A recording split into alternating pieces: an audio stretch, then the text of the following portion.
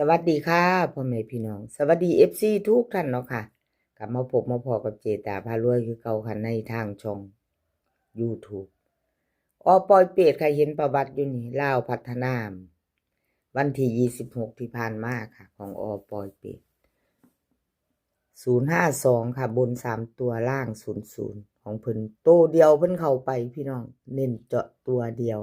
วิ่งลูด2เนาะค่ะเป็นยังไงแน่ FC ของปอยเปรตมีไผได้ไผมานบ่เพิ่นเน้นคักเนาะพี่น้องแล้ว222เข้ามาของเพิ่นสายวิ่งสายลูดค่ะตัวเดียวปอยเปรตปอยเปรตวิ่งลูดตัวเดียวเนาะเพิ่นให้ลูดไป2หา2งวดค่ะเจตาให้เบิ่ง2งวด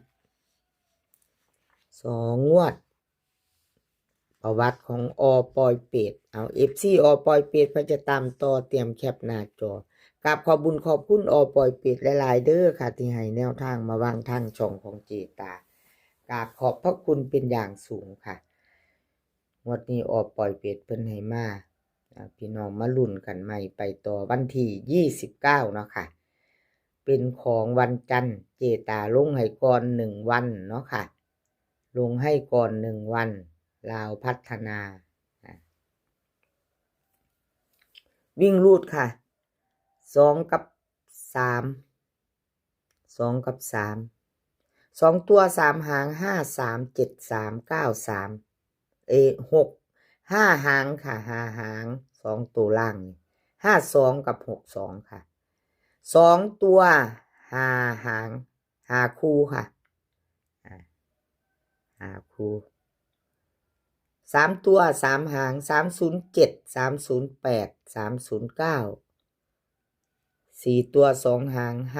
5307 5309วิ่งลูดเด่น3ตัวเดียวร่อง2ตัวเน้นทั้ง3หาง537393เพิ่นมี5หางเด้อค่ะพี่น้อง3ตัวค่ะเน้น2หาง307 308 4ตัวนี่2หางค่ะพี่นาพิจารณาเบิ่งให้ดีพี่น้อง4ตัว2หาง5307 5309FC ปอยเปรตแคปหน้าจอค่ะเราไปต่อวันที่29เป็นวันจันทร์2ทุ่มครึ่งลาวพัฒนากับแนวทางปอยเปรตตามต่อไปใหม่เนาะค่ะไปต่อไปใหม่ชอบกระจัดขัดก็ผ่านแคปหน้าจอไว้เอาไปพิจารณา FC แนวทางของปอยเปรตเนาะค่ะลาวพัฒนาเอาแคปหน้าจอแล้วมาไปต่อค่ะคลิปนี้จะมี3เซียนดังค่ะ3เซียนปอยเปรตปอยเปรตเลขล็อกอุดรไทยมักหวยค่ะมี3เซียนจะชอบของผู้ใดก็ถ้าจัดของผู้นั้นเนาะค่ะพี่น้องไปต่อล็อกอุดรเลขทุกตัวเอามาวางเพื่อเป็นแนวทางโปรดใช้วิจารณญาณในการรับชมค่ะเป็นเพียงแนวทางเลขล็อกอุดรวันที่26ที่ผ่านมา052 3ตัวบน00ล่างวิ่งลูด2ตัวเบิ้ล3ตัวลูดไปเนาะค่ะไม่เข้าไม่เดินเจตาเป็นกำลังใจให้เด้อค่ะแล้วก็ขอโทษขออภัย FC ของล็อกอุดรเนาะค่ะที่เพิ่นหลุดไป2งวดเจตาให้เบิ่ง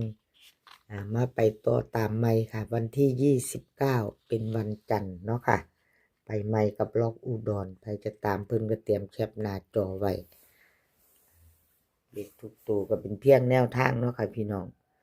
พิจารณาเอาเลขล็อกอุดรลาวพัฒนาค่ะวิ่งรูดเพิ่นให้มา8กับ4 2ตัว4หาง8 4 8 5 4 6 4 7เบิ้ล88กับ44ค่ะ3ตัว8 4 6 8 4 7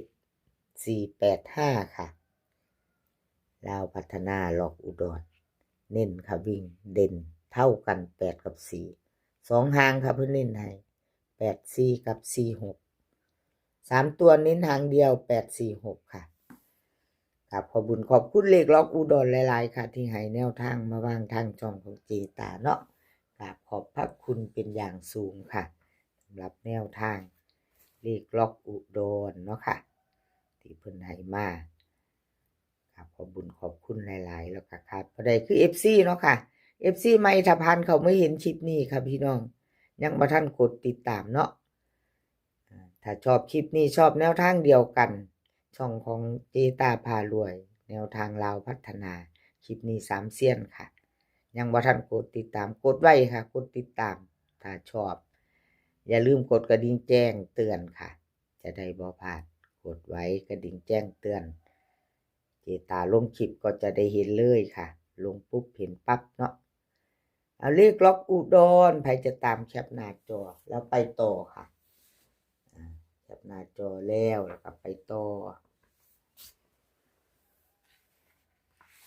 เป็นของไทยมักหวยค่ะไทยมักหวยวันที่26ที่ผ่านมาเนาะค่ะไทยมักหวย26ที่ผ่านมา50052 3ตัวบน00ตัววิ่ง2ตัวเบิ้ล3ตัวบ่เข้าบ่เดินไทยมักหวยหลุดไปค่ะชัดเจนหลุดแล้วหลุดเลยเนาะพี่น้อง2งวดเจตาให้เบิ่งมีเข้ามีหลุดได้เห็นหมดค่ะพี่น้องมีเข้าก็ได้เห็นให้เบิ่ง2งวดที่ผ่านมาให้ดูประวัติเนาะค่ะได้เปรียบเทียบใส่กันให้ความมั่นใจกับ FC ว่ามีเขามีรุดที่ผ่านมาได้เห็นเนาะค่ะไทยมักหวยค่ะมาต่อให้มาแล้วแนวทางใหม่วันที่29ไปต่อใหม่รุ่นใหม่เนาะค่ะเป็นวันจันทร์ที่29ของไทยมักหวย FC จะตามต่อก็เตรียมแคปหน้าจอเอาไว้พิจารณาพี่น้องแคปไว้พิจารณาเบิ่งเนาะวิ่งรูดค่ะเพิ่นให้มา8กับ6 2ตัวค่ะ2ตัว4หาง82 83 65 64เบิ้ลค่ะ88 66 3ตัวค่ะ864 682 338วิ่งรูดเด่นเท่ากันค่ะ8กับ6 3ตัว2ตัวค่ะ38กับ64 3ตัวเน้น2หาง864กับ338ค่ะเอาแคปหน้าจอค่ะพี่น้องครับขอบคุญขอบคุณไทยมักหวยหลายๆค่ะที่ให้แนวทางมาวางทางช่องของเจตา